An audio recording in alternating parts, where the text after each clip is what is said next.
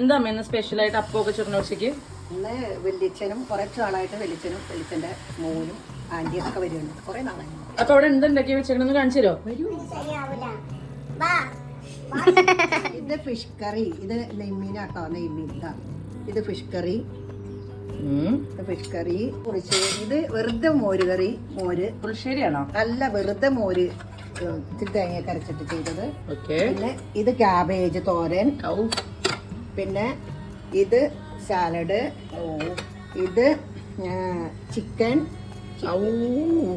പിന്നെ ഇത് നെമ്മീൻ ഫ്രൈ ആണ്, പിന്നെ ഇത് സാലഡ്, ഇത് റൈത്ത, പിന്നെ ഇത് ചിക്കൻ സ്റ്റൂ, ചിക്കൻ സ്റ്റൂ, പിന്നെ ഇത് ചോറ്, ഇത് സ്പൂണ്, വെള്ളം, പിന്നെ അപ്പം, പഴം ഉണ്ട്, പഴമുണ്ട്. അയ്യോ പായസം കാണിച്ചല്ലോ. അയ്യോ പായസം ഉണ്ട് കേട്ടോ, പായസം കൂടെ മെയിൻ. പായസം. അപ്പൊ അങ്ങനെ എല്ലാരെയും കുതിപ്പിച്ച് ഞങ്ങൾ തിന്നും കുറച്ച് അല്ലേ.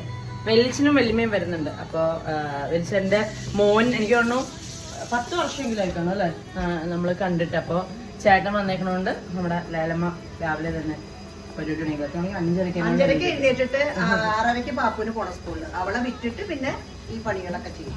ഓക്കേ. അപ്പൊ എനിക്ക് ജോലിക്ക് അങ്ങനെ ചെയ്യാനും കട്ട് ചെയ്യാനും മുറിക്കാനും ഒന്നും ആളില്ല. നമ്മള് തന്നെയാണ്. എന്നെ ചീത്ത പറയും.